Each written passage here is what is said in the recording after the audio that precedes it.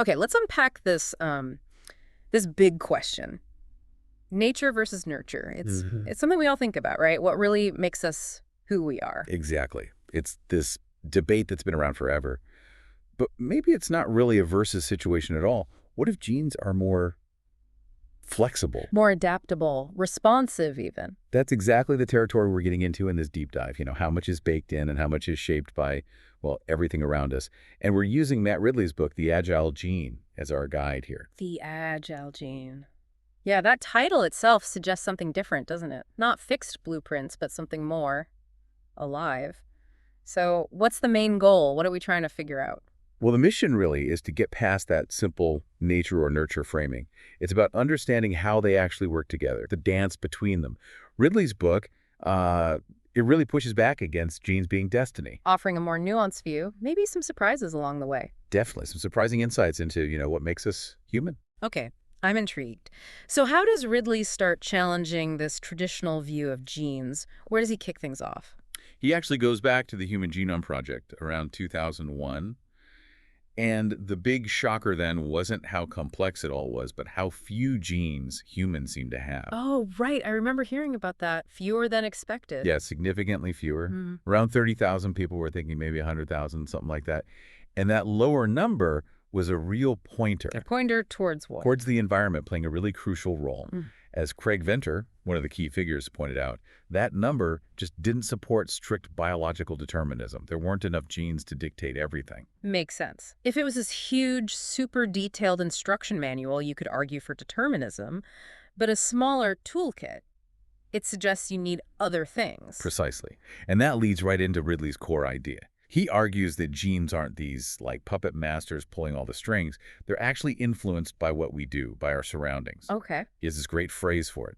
Nature is designed for nurture. Nature is designed for nurture. Huh. Okay, what does that mean in practice? It means our genes don't just build us according to some fixed plan and then, sign off. They actually equip us to learn, to adapt, to soak up culture. So they give us the tools for nurture. Exactly. Think of them less like commands and more like enabling software. They provide the flexibility, the capacity to respond to the world. It's like the hardware of a phone allows it to run apps, but it's the apps and how you use them, the experiences that define what the phone does. So maybe not genes for being musical, but genes for, say, pattern recognition, and then exposure to music lets that potential bloom. That's a great way to put it. And Ridley really stresses that this isn't just about development. Genes are being switched on and off constantly throughout our lives In response, to experience, to what happens to us, what we do. that really changes the picture. Less static instruction manual, more like a responsive system. Okay, so what about instincts? That feels very nature. How does the Agile gene handle instinct? Yeah, Ridley gets into the history there. He talks about William James, way back, who actually thought humans had loads of instincts, sucking, grasping, fear of strangers, all sorts of things. Which kind of contradicts the blank slate idea, right? That we're born pretty much empty and experience writes on us. Totally, that was the opposing view. But then our understanding of biology started adding layers. Discoveries about hormones like oxytocin and vasopressin, for instance. The bonding hormones. Right. Studies, especially in voles, you've got prairie voles that form strong pair bonds, and montane voles that don't show their different reactions to these hormones are linked to their mating styles. It suggests a biological underpinning for some social behaviors. Okay, so biology might be playing a role in things we thought were purely social or learned. It definitely looks that way. Yeah. But then, and this is crucial, Ridley brings in Benson Ginsberg's work with mice. This is fascinating. Ginsberg showed that even if mice had genes linked to aggression, how aggressive they actually were depended heavily on how they were handled when they were pups. Early experience could change the outcome, even with the same genes. Wow. So the gene creates a potential, maybe, but the environment shapes whether how strongly it comes out. That's the essence of it. Gene-environment interaction right there. Yeah. Then you have someone like David Buss doing cross-cultural studies on what people look for in a mate. Okay, what did he find? Pretty consistently, across lots of different cultures, men tend to prioritize youth and physical attractiveness, while women tend to prioritize resources and status. And because it's so widespread, the argument is it might have some universal, maybe instinctual basis. That's the inference, yes. That it's harder to explain solely by cultural learning if it appears everywhere. But Ridley's careful here, too. He stresses that even if there's a biological nudge, culture absolutely shapes how these preferences are expressed, what's considered attractive, how people act on it. Always that interplay. Okay, now Ridley also talks about the gene's eye view. What's that perspective? Right, the gene's eye view, which Richard Dawkins really popularized. It's the idea that, from evolution's perspective, the fundamental thing being selected isn't the individual organism, but the gene itself. So we are just vehicles for our genes. Essentially, yes. Our bodies are seen as survival machines built by genes to help them replicate. And this perspective can help explain things like, say, parental care. Genes that make parents protective are more likely to get passed on because the offspring survive. Makes sense. But applying that to human social behavior, I remember that stirred things up a bit. Oh, definitely. Sociobiology, E.O. Wilson's field, tried to do just that, explain human social structures biologically. And it got a lot of pushback. People worried it was leading back to genetic determinism, maybe even justifying social inequalities. Yeah, the fear that saying something is biological means it's fixed, inevitable, maybe even okay. Exactly that fear. Yeah. But Ridley offers this really neat twist, using the SRY gene as an example. That's the gene on the Y chromosome that typically triggers male development. He suggests thinking of genes like SRY not just as dictators, but as nurture extractors. Nurture extractors. Tell me more. The idea is their job isn't just to issue a command like be male, but to actively engage with the cellular and hormonal environment to pull in the necessary signals and resources the nurture needed to guide development along a male pathway. Ah, so the gene initiates a process that uses the environment to achieve its end result. Precisely. It highlights how genes often work by making us responsive to the environment, not just by following a rigid script. This is really shifting my perspective. Okay, let's add another layer. Time. How does development itself fit into this gene-environment dance? Ridley brings in Piaget, of course, known for his stages of child development, this idea that we unfold in predictable ways. But he also highlights Luhrmann's critique of Konrad Lorenz's early ideas about instinct. Lorenz and his geese, right? Imprinting. Exactly. Luhrmann argued that Lorenz didn't give enough credit to the role of development and experience within that process.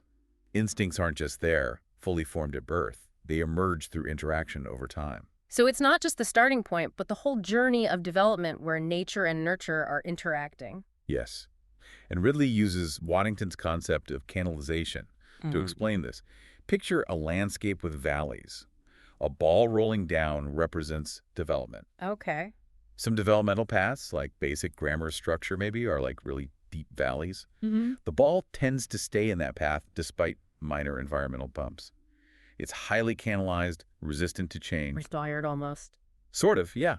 But other paths, like learning specific vocabulary words, are like shallower valleys.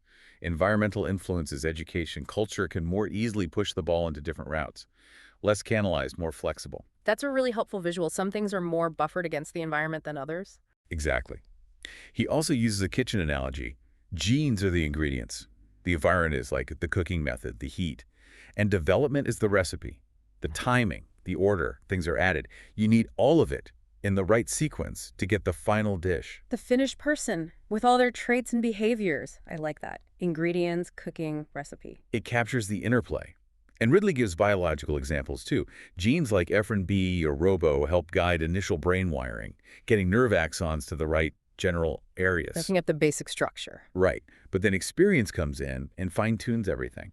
Think about the visual cortex, how critical early visual input is for refining those connections. Or the fact that we can grow new neurons, neurogenesis, even as adults, often spurred by learning and stimulation. So genetics lays the foundation, but experience builds and modifies the structure. Absolutely. And this brings up critical periods. Those specific times when the developing brain is especially sensitive to certain inputs. Like the goslings needing to see something moving shortly after hatching to imprint. That's the classic animal example. For humans, language acquisition seems to have a critical period in early childhood. The really tragic case of Jeannie. The girl who was severely neglected and isolated. Yes, she was deprived of language input during those crucial early years, and despite later efforts, she never fully acquired grammar. It's a stark illustration of how missing that window for environmental input can have lasting effects. Such a sad reminder of how important early environments are for certain skills. And Ridley mentions another fascinating effect possibly shaped by early experience. The Westermark effect? What's that? It's the observation that people typically develop a sexual aversion to those they grew up with, in close domestic proximity during their first few years, like siblings raised together. An anti-incest mechanism. That's the hypothesis. An evolved tendency, potentially triggered or calibrated by early environmental cues who you're sharing a nursery with, essentially. So our early social setting might shape our later attractions, guided by an underlying program. It seems plausible. And even something that looks purely environmental, like basic associative learning Pavlov's dogs, Watson's experiments. Learning by association. Bell means food. Right. Even that involves physical changes in the brain, forming new connections between neurons. And the capacity to form those connections, how readily we learn those associations, is itself influenced by our genes. Wow. It really does seem inseparable. Nature and nurture are just constantly talking to each other. So how does Ridley pull this together with some real-world cases? Well, he discusses the David Reimer case, the boy raised as a girl after a botched circumcision. Ah, yes. That was initially presented as proof that nurture could override nature for gender identity, wasn't it? It was, for a time. But ultimately, David strongly identified as male later in life, suggesting a powerful underlying biological influence that couldn't simply be erased by upbringing. It became a cautionary tale against pure environmentalism. A very difficult and sad illustration of biology's role. Then there's Simon Baron-Cohen's work. He looks at potential average differences between sexes in cognitive styles, things like folk physics, an intuitive grasp of objects and mechanics, versus folk psychology, an intuitive understanding of other people's minds and intentions. And he links this to things like autism. He explores potential links, yes, and also possible connections to prenatal testosterone exposure, influencing brain development. Again, it suggests biologically influenced tendencies, not rigid destinies. Tendencies, right, not determination. Exactly. And twin studies are a huge piece of evidence Ridley discusses, starting way back with Galton and much more sophisticated studies today. Comparing identical and fraternal twins to estimate heritability. Right. And they consistently show that many traits, personality factors, cognitive abilities like IQ, have a significant heritable component. A lot of the variation we see between people in these traits is linked to genetic variation. But heritability doesn't mean environment doesn't matter for the individual, right? Absolutely not. That's a crucial distinction Ridley makes. Heritability is a population statistic about the source of differences in that group. It doesn't tell you how much your specific trait is genetic. And surprisingly, these studies also often find that the shared family environment, being raised in the same house, has less impact on many psychological traits than previously thought. Wait, really? Being raised together doesn't make siblings that much more alike psychologically. For many traits, the influence of the shared environment seems surprisingly small once you account for genes. It's the non-shared environment, the unique experiences each sibling has, that seems more important. That's counterintuitive. It is. And Ridley suggests a mechanism for how genes and environment connect here. He talks about genes influencing our appetite for certain experiences. Appetite, meaning? Meaning, maybe you have a genetic predisposition that makes you enjoy learning or seek out challenges, so you actively put yourself in more stimulating environments, read more books, ask more questions. And that environment then feeds back and enhances your skills or knowledge. Exactly. The environment acts like a multiplier for those initial genetic nudges. Your nature drives you to seek out specific kinds of nurture. Nature driving nurture. Okay, that fits the theme. What about something like mental illness? That often seems to run in families. Right. Ridley discusses schizophrenia as an example. There's clearly a strong genetic component influencing susceptibility. Risk is much higher if you have a close relative with it. But it's not purely genetic. No, definitely not. Environmental factors also play a role. Things like prenatal infections, maybe nutritional factors, stress. They can contribute to triggering the illness in someone who is genetically vulnerable. But finding the specific schizophrenia genes has been incredibly difficult. It's not one gene causing it. Almost certainly not. It's likely many genes interacting with each other and with environmental triggers in very complex ways. Which really underscores the complexity. And perhaps the most famous example of this interaction is the Dunedin study in New Zealand, looking at the MAOA gene. Ah, the warrior gene study. It sometimes gets called that. Yeah, that's an oversimplification. They looked at a common variation in the MAOA gene, which affects neurotransmitter levels, and they tracked individuals from childhood. And what was the key finding? The key was the interaction. Individuals with the low-activity version of the MAOA gene, who also experienced severe maltreatment as children, were significantly more likely to exhibit antisocial behavior and aggression as adults. But crucially, Crucially, having the low-activity gene variant without the maltreatment didn't significantly increase the risk. And experiencing maltreatment without that specific gene variant also had less impact on this specific outcome. It was the combination, the genetic predisposition plus the environmental adversity that was potent. gene plus environment, nature via nurture. That's the perfect summary of it. It showed so clearly how a genetic factor could moderate vulnerability to an environmental stressor. It's not just bad genes or a bad environment, it's often the interplay. That really drives the whole point home. So wrapping things up, what's the final message from Ridley? The big message is really to abandon the idea of nature and nurture as opposing teams. They're not fighting, they're collaborating, constantly interacting. Our genes, far from fixing our fate, often work precisely to make us responsive and adaptable to our world. So even things that feel instinctive often have a learned or experience-shaped component enabled by those genes. Exactly. Our biology often works through learning and experience. Genes build a system that's designed to learn from nurture. It's a much more dynamic picture. It is. And Ridley briefly touches on what this means for things like education or justice, recognizing individual differences without falling back into crude determinism. It's complex. Because if genes and environment are so tangled, simple explanations just don't cut it. Right. And his final point is quite optimistic, in a way. The more we understand about both genes and learning, the more it seems our behavior isn't rigidly predetermined. We have more agency than a purely genetic or purely environmental view would suggest. Understanding the mechanism actually makes behavior seem less inevitable. That's the idea. The Agile Gene shows biology seeking out and responding to experience. We're co-directors of our own development. So the big takeaway from our deep dive today is really that human nature isn't just DNA. It isn't just upbringing. It's this continuous flowing interaction between the two. Couldn't have said it better. Genes enable and respond to the world around us. It's just a much more interesting and accurate picture than nature versus nurture. Absolutely. Much richer, much more complex. So a final thought for you, the listener. Maybe pick something about yourself, a personality trait, a skill, a habit. How might your own genetic inclinations and your specific life path, your experiences have woven together to create that? Thinking about the interconnectedness, it really changes how you might see yourself and maybe others too.